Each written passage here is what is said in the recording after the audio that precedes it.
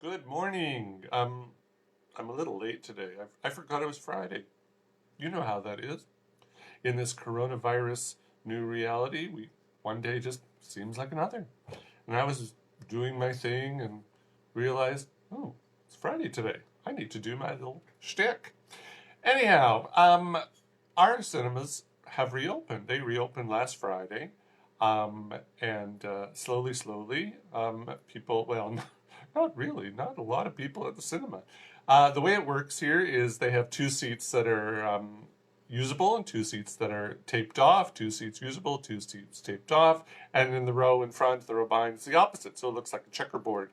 And yeah, like I went to a couple of press screenings, one last night and one on Monday, and in our press screenings, it's all people who are invited anyways. But for the other cinemas, the other screens at the cinemas, I didn't see too many other people. So there were a few. There were a few people, but generally, no, nobody's going to the cinema. Um, Probably not so much because of fear here, because thankfully, we haven't had that many coronavirus cases. I think 1,050 in total, and four deaths. But I think because, well, it's first of all, it's uncomfortable wearing a mask for an hour and a half or 2 hours, but we do it anyways.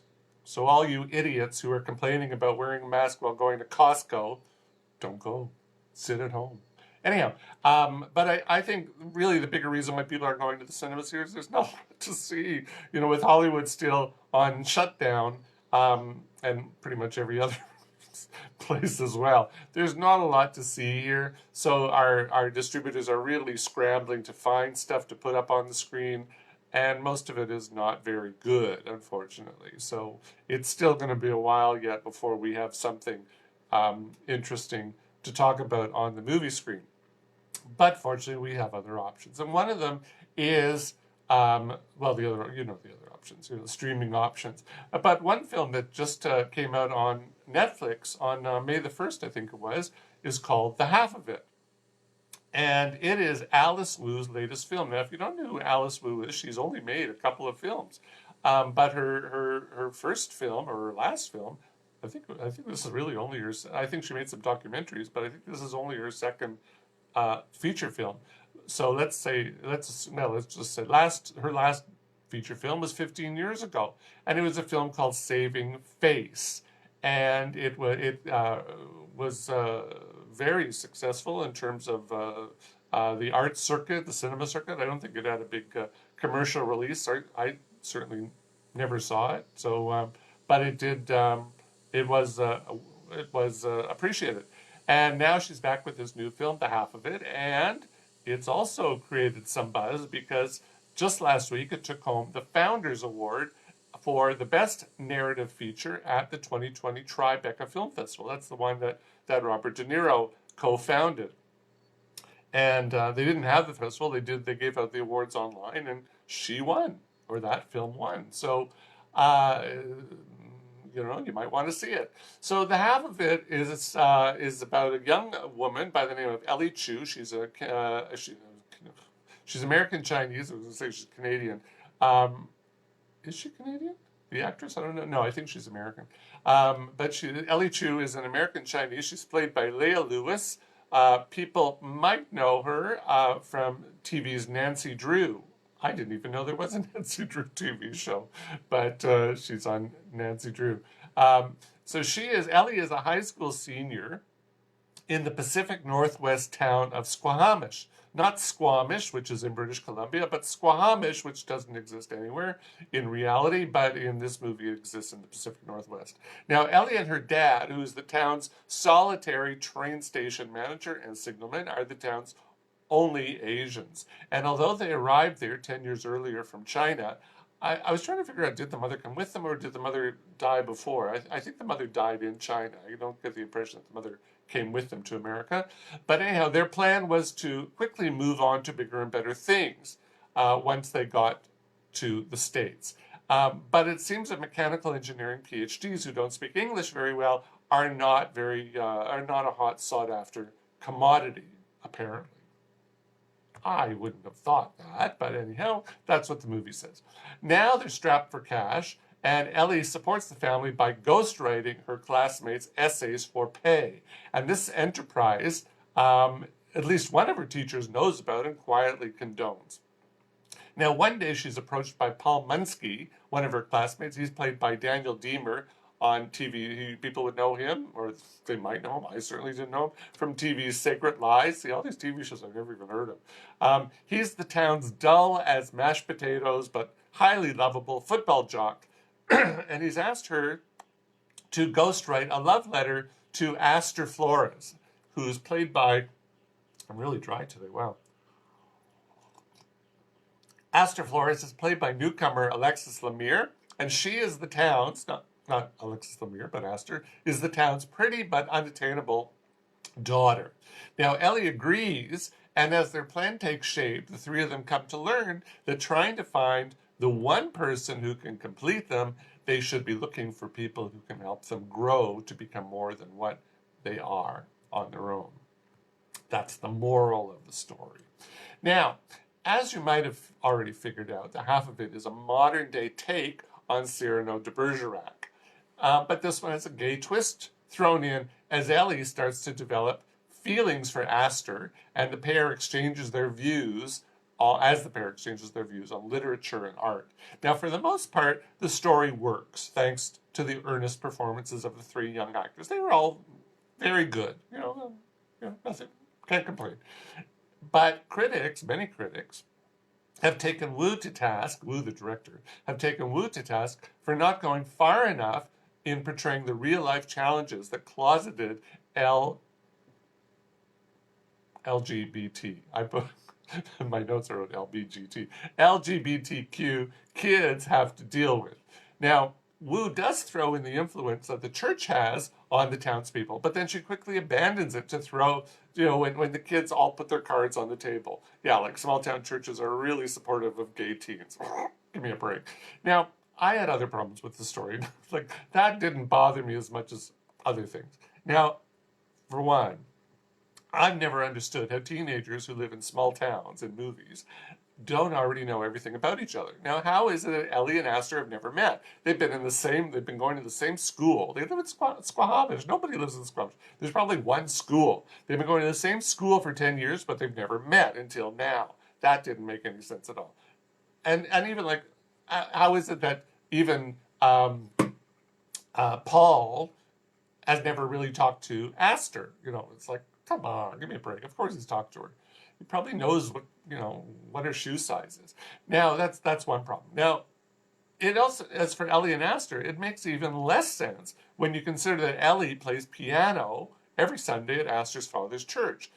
They have to know each other. That just didn't make sense at all. But even more unrealistic is that these teens in this movie seem to live in a time bubble where they look, they dress, and they drive cars from the late 80s and 90s or early 90s, where they have to look up on the internet to know if you're a gay. Not gay, but a gay. So, they're using mobile phone technology throughout. I'll talk about that in half a second. But then there's all this throwback stuff to the 80s and 90s. So at one point I thought, maybe it is set in the 80s and the 90s because of the costumes, the cars, the language, the understanding, let's say, of contemporary issues. And then I thought, no, they're using mobile phones, so it's today. So anyhow, now as for those mobile phones, they're adept at using instant messaging. They're adept at using money transfer apps. So this is today, but they're absolute dunces when it comes to knowing the first thing about LGBTQ people. So that didn't make a lot of sense at all.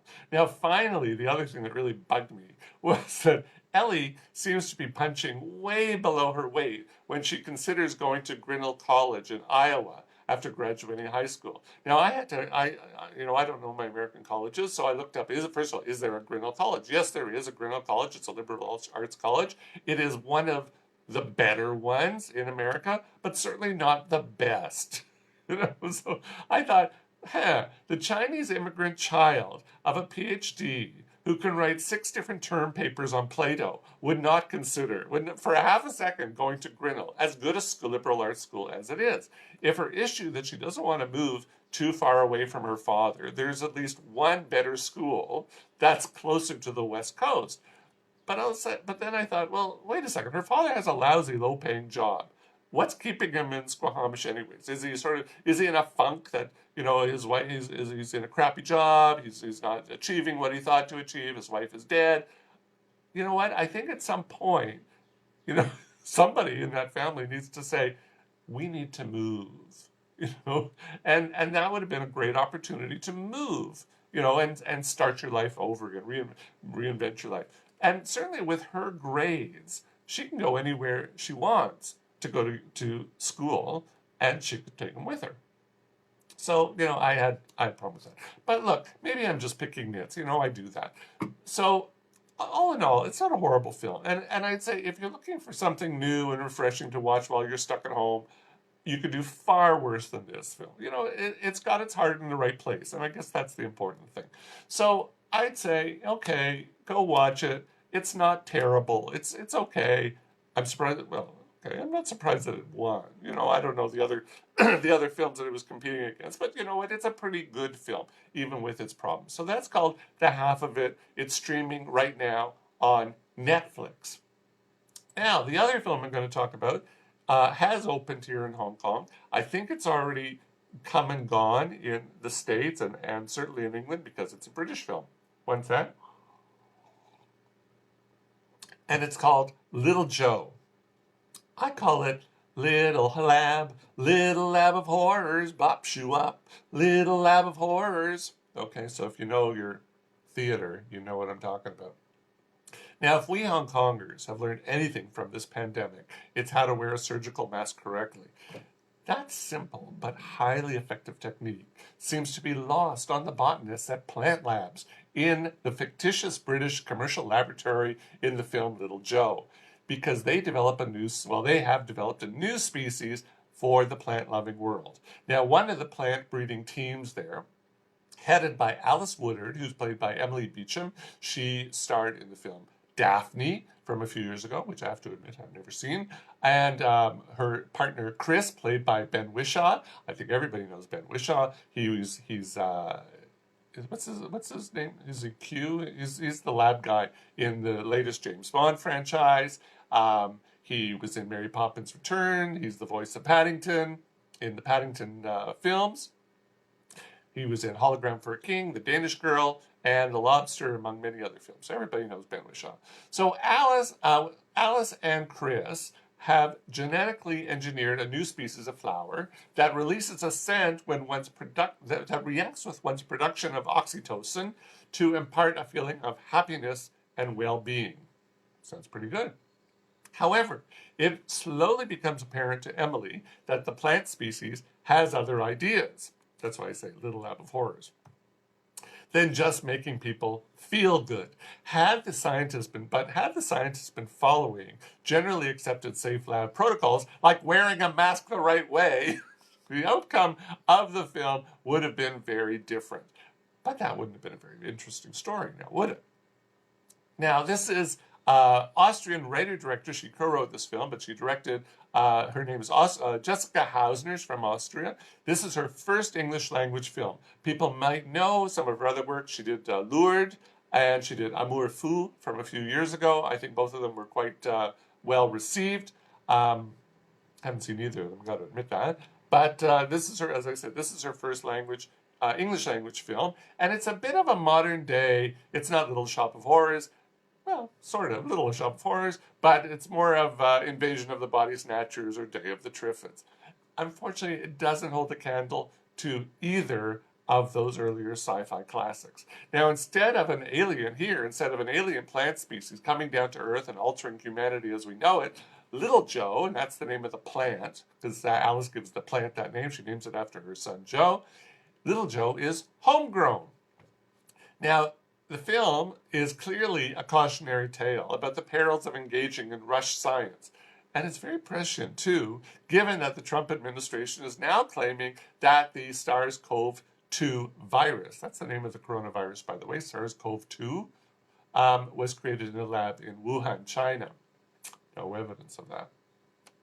So, if you're going to engage in rush science, be forewarned. Now, Hausner's characters are all a curious bunch, even before they get spritzed with mind-altering pollen. To call their performances wooden would be an understatement, but it's clearly intentional, as it makes it harder for the uninfected to be distinguished from the infected. I was watching this going, God, Ben Whishaw a horrible actor. But I thought, no, he can't. He has to have been told to act like this. And certainly Emily, whatever her name is. What's her name? Emily Beecham. Horrible. But I think they were told to act like this. People in this film basically go from being your everyday bog standard zombies to being content zombies. So, unfortunately, it doesn't work. And the movie's 106-minute runtime can seem like an eternity. Oh, to me, it was horrible to watch. But you know what? Let me qualify that statement I just said. It didn't work for me because it evidently worked for the jury at last year's Cannes Film Festival, who bestowed Beecham with its Best Actress award for her role here. I'm going, what? She won Best Actress for this movie? It's like, what was she competing against? She's horrible. In my opinion, she's horrible. And the movie's not very good. But equally curious is Hausner's choice of music by Japanese composer Teiji Ito, who died in 1982. There's this heavy use of the shakuhachi and taiko drums, and it's almost as annoying as the barking of dogs that repeatedly punctuates the film's soundtrack. I mean, the soundtrack was annoying, really annoying. Now, if watching a movie about happy zombies is your thing, or maybe you're a conspiracy theorist who's looking for evidence of foul play at state-sponsored labs, then check this film out. For me, this film simply stinks. And not in a good way. I just really, you know what? I've seen bad films this year. This is bad, but in a different way. This is not a good film. So it opened yesterday in Hong Kong on their cinemas. It's also available on the major video on demand services, rent and buy. So if you're not in Hong Kong and you do want to see this film, you can still rent or buy it. It's called Little Joe. I don't know. It didn't work for me. Clearly worked for the people at the Cannes Film Festival jury. Go figure. That's it. So that's it. I don't know what I don't know what I'm doing next week. Their cinemas are open, but as I said, not a lot there. And the distributors are changing stuff every day, or I'm getting new emails that this has moved around, that's moved around, and who knows. I saw a Singaporean film last night that's opening here on June the 4th, I think, or June the 2nd, or June something. It's opening in June at some point. June the 14th, I think it's opening. So I saw that last night. So check back again. Have a good weekend. Have a good week. Stay safe. If you're going out, wear a mask. Suck it up. Wear a mask. See ya.